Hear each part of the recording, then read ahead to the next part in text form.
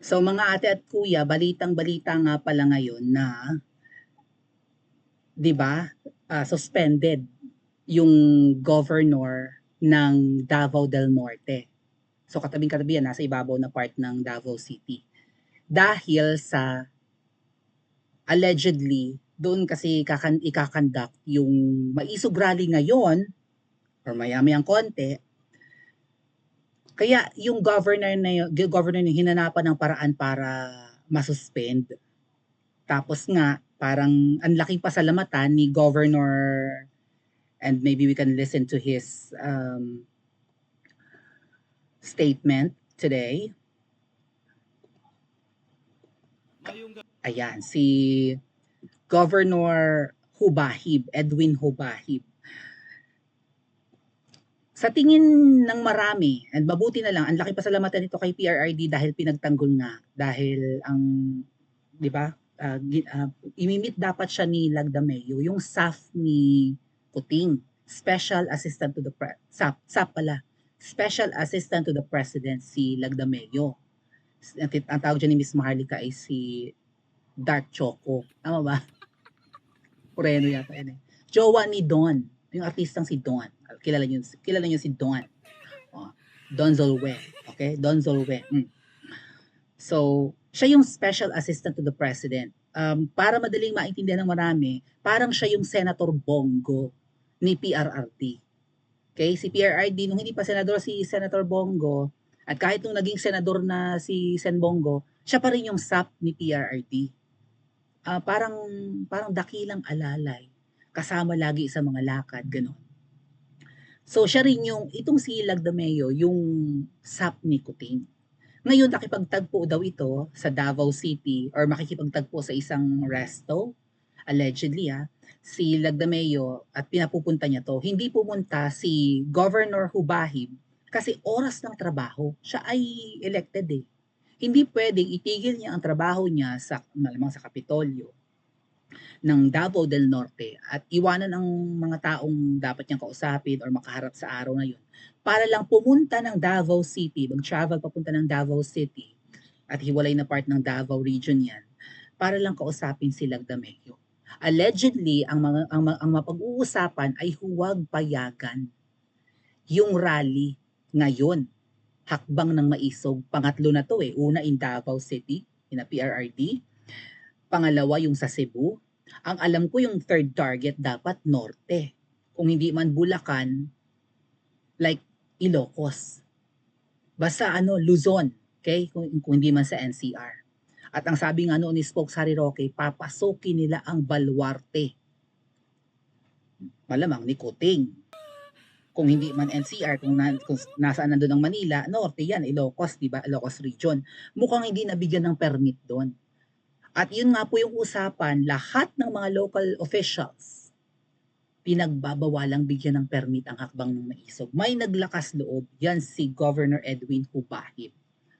Tuloy ang hakbang ng Maisog rally mamaya. Ano ang ikinatatakot?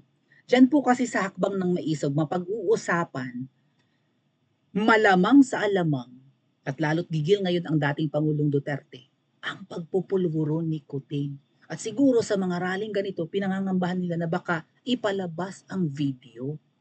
Ay inilabas na yung documents proving na si Kuting ay nagpupulvuron. Na dinidinay nga nila yung mga permit to operate and di ba? Yung authority para magkaroon ng casing and surveillance doon sa Unit 46C sa Rizal Tower dyan sa Rockwell, Makati, na pag-aari yata nung artista na jowa or ex-girlfriend ng kapatid ni Ahas. Okay? And sila yung tititiktikan noong 2012 pa lang. Senador pa lang yata nung si Kuting. 2012 pa lang balak ng may nag-report na interview na nga yung mga whistleblowers or yung mga personal na nakakakilala. Sabi ko nga baka yun yung mga kasambahay ni Naku, baka magurgur kayo mga ate ha, yung mga bata pa, yung mga 22 years old and 18 years old, yung mga kasambahay ng artista, na di umano'y sinasaktan ng artista, mga ganong panahon din yun eh. 2011, malamang 2011 yun, na napabalita si artista na nambubugbog ng kasambahay. And then 2012, tinitiktikan na. So malamang, yung nakakita at huwag naman sana silang magurgur, baka sila yun. At sana nga ibang tao na lang para hindi manganib ang buhay ng mga kasambahay na yun, na wala na syempre sa poder ng artista. May may personal knowledge daw yung mga nakakita na may hinihit-hit na powdery substance. Yun yung nasa report, di ba? May sinisinghot na powdery substance doon sa condo unit ng isang bonggang-bonggang ah, building dyan sa Rockwell. Rizal Tower nga. Nandun ang pangalan ni Kuting, nandun ang pangalan ng artista. Ang sabi ng PIDEA, peke AI daw. Naglabas ng test ng testimony, yung pumirmang agent, sabi niya totoo. Hindi pa sinasagot yan ngayon. At baka ngumaw-ngaw mamaya si PRRD sa rally ng Akbang ng Maiso. At kung ano man yung mga pasabog mamaya, no, or isisiwalat ng mga invited guest speakers sa prayer rally na yan mamaya, mukhang nangangamba si Kuting at saka si Jahas. Baka mamaya i-airy din doon si Miss Maharlika, magkaroon ng, 'di ba, ng live interview like via Zoom, right? Zoom video. Ipalabas doon. At saka mga ate at kuya, 100K ang aattend, baka higit pa. Kung ano-ano na ang naririnig natin sa social media na kesyo nire-repair yung airport, kaya right sa Davao, kaya hindi makababa yung eroplano. Even yung third floor studio, yung sino ba to? Si Kuya Marlon, tsaka si Pami, nasa NAIA Terminal 2 kanina, sabi nila, may mga delayed flights, may mga pinaltang eroplano, kung ano-ano pa. Parang pilit pinipigilan yung pupuntang tao sa hakbang ng Maisog. From Manila pa lang ha. Ano ang ikinatatakot nila kung wala silang ginagawang masama? Hindi naman illegal at ginagaranti ng saligang batas ng Pilipinas na karapatan ng taong bayan at ng mga grupo at kung sino-sino mga individuals na bumuo ng, 'di ba, ng program, mag-rally, magsalita. Hindi pinagbabawal ng batas ng Pilipinas 'yan. Saligang batas pa, hindi ordinaryong batas lang. Na tayo ay magtipon-tipon, magsalita, ipahayag ang ating dissent, ipahayag ang ating contradiction, ang ating saloobin, ang pagkontra, ang pag-o-oppose, lahat. Kasi kung walang kukontra, paano malalaman ng mga nakaupo na mali ang ginagawa nila o hindi nagugustuhan ng taong bayan or alam na ng taong bayan ang kalokohang ginagawa. Kaya dapat payagan yan. Tapos may mga narinig pa tayo, I think from Governor Edwin Hubahibrin, na, well, siya nga yung may sabi, mga tat kuya, according sa police, harangin daw ang mga sasakyan na may hakot, like maraming sakay, even yung kumakandong sa motor, or maybe umaangkas. Sinabi niya yan kahapon. Pinagbabawalan. Pinipigil na dumami. Aside from marami ang a-attend, area ng SMNI. So kahit hindi ibalita yan ng mga katakataka at mga inutil na yatang mainstream media sa Pilipinas, mga TV giants just like Katol Network, GMA, News 5, di ba? Wala na yata yung CNN at kung ano-ano pa mga TV stations ng Pilipinas, radio stations, katakatakang hindi nila to ini-ere. Newsworthy ito mga ate at kuya, kabali-balita. Yun ngang nagtanim lang ng halaman yung artista, binabalita nila, walang katorya-torya. Yun yung pagse-celebrate ng birthday ng mga artistang laos na walang katorya-torya, binabalita. Ito pang may malaking gathering, may malaking rally na nag-o-oppose sa pinakamataas na leader ng Pilipinas, hindi binabalita. Anong ibig sabihin yan? Kasabwat na ba sila? Bulag ba sila? Inutil ba silang mga newscasters, reporters, journalists? Or may busal na? Takot ba sila? Fourth state yan eh. Kapantay, kung minsan nga higit pa ang media. Kapantay ng mga branches ng government, ng hukuman, pinakamataas na hukuman, the Supreme Court, ng Senate at House of Representatives, ng opisina ng presidente, kapantay ng media yan. Ganun ka-powerful ang media. Minsan lamang pa. Kapag siniraan nila ang presidente, just like what they were doing against PRRD, ang dami nilang nakukumbinse. Malawak ang reach ng media. 'Di ba, kahit kasulok-sulukan ng Pilipinas hangga't may TV, hangga't may radio, hangga't nakakabili ng newspaper, broadcast nila, 'di ba, spread nila ang information, even fake news. Milyones ang nakasubscribe sa media, maraming tao ang nag-aabang ng balita. Even the OFWs, lalo ngayon may social media, hindi mo na kailangan bumili ng newspaper, hindi mo na kailangan magbukas ng TV mo, buksan mo lang cellphone mo, computer, iPad, kung anong gadget, malalaman mo ang kaganapan sa Pilipinas. Maraming nag-aabang. Maraming gustong makabalita. Ano ba, may bagyo, may lindol baga, anong nangyayari sa Pilipinas ngayon? May krimen, bumabaha ang droga, ano ba? Mainit sa Pilipinas, nagkaka-heat stroke na ba ang lahat? Ano ba? Umuunlad na ba ang Pilipinas? Marami ang curious kung ano ang mga current events, kung ano ang news. Tapos ang media parang inutil. Ngayon, nag-iisang media ang bukod tanging naglalakas loob, SMNI. Ginugurgur pa nila. Suspended. Pero takot sila, no? Ano ang isisaywalat ng hakbang ng maisog? Nananawagan lang naman ang mga nagsasalita dyan na huwag niyong ituloy ang PI na yan, People's Initiative na peke. Hindi yan People's Initiative, politicians' initiative yan dahil nagbabayad ka. Ano ba itong mga pasabog ni Governor Mamba? Mamba tuloy, isa pa rin yun sa mga governor na matino dyan sa norte. Ni Governor Hubahib, Edwin Hubahib. Narinig nyo, sounds familiar yan ha, nag-flag ako patungkol dyan. Ano daw ang ginagawa ng mga local officials? Baka nga yung party list ni Tamba at ng asawa niya, di ba? Magbibigay ng ayuda 10K. Paglabas nung nabigyan ng ayuda, babawiin ng 9K. Nag-vlog ako patungkol dyan. Kalakaran yan ngayon sa mga probinsya, mga ate at kuya. Ginagawa yan ng mga representatives. Kung bakit hindi naman trabaho ng mga congressmen na yan na mamigay ng pera, bakit yan ang ginagawa nila? Ang trabaho ng mga congressmen ay gumawa ng batas. Sinasagpang pa nila ang trabaho ng DSWD, DILG at kung ano-ano pang ahensya ng gobyerno ang pamimigay ng tulong, ayuda at proyekto, pagpapatayo ng mga proyekto na yan. Di ba ang nag-execute ay ang mga under kay Kuting, governors, mayors, right? Kapulisan. Yun yung nag-execute.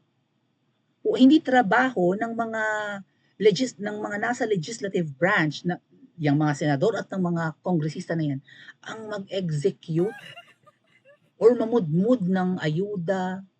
Ay wala, sinagpang nila para nga naman malapit sa puso ng Pilipino pagka may election. Ay nakatikim kami ng ayuda kay congressman, kay mayor, at kung sino pang mga local politicians. Kaya sinasagpang nila yung responsibilities na yan. Ano ang pasabog niya rin? At baka for sure magsasalita yan sa hakbang ng maisog mamaya, na ang mga ayuda, yun ang sinabi na rin naman niya, namigay ng 10K, binawi ang 9K paglabas nung nabigyan. Ang dami nakakaalam yan. Narinig yun na yan sa akin, una-una ako nagsalita niyan. May napuntahan akong probinsya na ganyan ang sinabi sa akin, alam mo Miss Maui, grabe tuwan-tuwa na kami. May dala kaming 10K nung pinapunta kami ni Kong sa bahay niya. Bakit sa bahay ng congressman binibigay? Hindi ba dapat sa opisina ng gobyerno yan? Ay well, saan ba nag-oopisina ang mga congressmen? Di ba sa lower house? Sa batasang pambansa, right? Sa House of Representatives. So pinapunta daw sa bahay ni Kong at doon inabot ang pera, 10K, paglabas ng gate, hinarang, binawi yung 9K. Pero syempre, sa documentation, 10K na ang ibinigay. So naubos na, di ba? O sakasakaling hingaan man ng resibo, ito na yung mga nabigyan namin tao, ito na ang halaga na naibigay namin. Binawi naman pala. Laglag ang balikat ng mga nabigyan ng tulong. Yan din ang pasabog ni Governor Hubahib. Nangyayari daw yan sa Davao del Norte. Kalat at talamak ang korupsyon. Pero despite that, tuloy.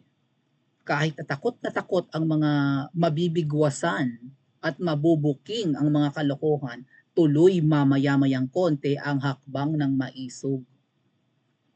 Sa baluarte ni at malamang yan ang magiging suspended na nga. Malamang masisipa na ito. At bakit kadali-daling sipain? Sabi nga niya, martial law na talaga, mas malala pa. Kangaroo court na nga raw, no? Ano 'to? Hindi kangaroo court yung ginamit niyang term, eh, may specific term siyang sinabi, similar to that, na parang bakit ganito? Parang ang bilis nilang sipain ang ibinoto ng tao. Hindi naman siya appointee. He was elected tapos sisipain lang ng opisina ni Kuting sa issue na binawi daw niya yung isang government, yung official car or something. Na okay naman na sabi niya sa isang board member na binawi niya. Binalik na rin yata. Wala nang problema. 2 years ago na yung issue. Kinalkal ng ate at kuya para lang ma-suspend. Oh, but despite that, tuloy, makinig po tayo sa kanyang sasabihin dahil matakot man ang dapat matakot sa mga isisiwalat maya-maya, tuloy at even at syempre ang panauhing pandangal si Pangulong Duterte. Let's listen first to Governor Hubahib and then let's listen to PRRD. Gabi, Davao noon. Ako, ang inyong Kuya Gob, Edwin ay Hubahib, nagahangyo kaninyo nga mukuyog mo sa atong rally og mapuhon alas 7 sa gabi didto sa Davao del Norte Sports Complex. Ang maong rally pag-intrahan sa atong former President Rodrigo Roa Duterte, Mayor Baste Duterte o daghan pa nga mga guest speaker. Busa kita tatanan didto sa Davao del Norte Sports Complex alas 7 sa gabi para sa atong peace rally, Defend the Flag, Hakbang Maisog. Daghang salamat, mabuhay tayong lahat.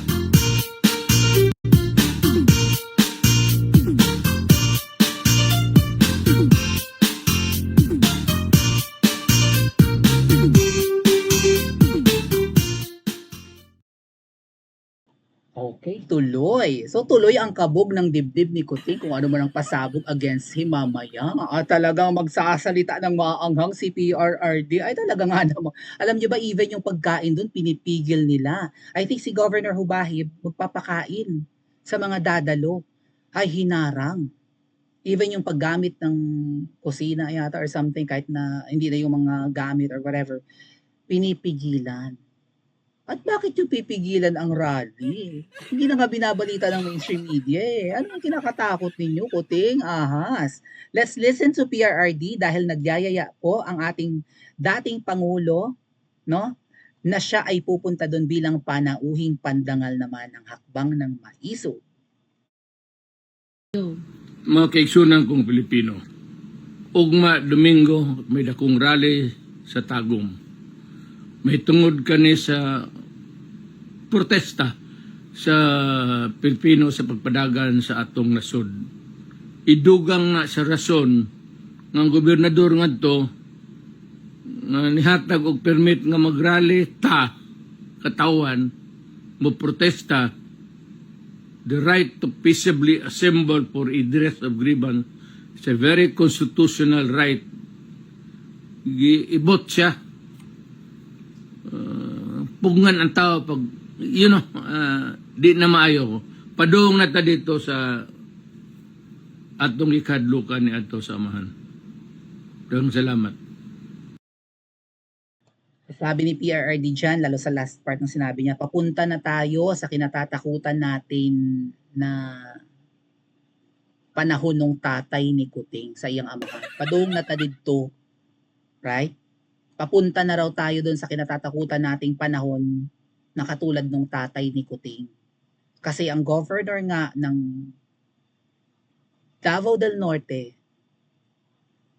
ay tinanggal sa pwesto or at least suspended muna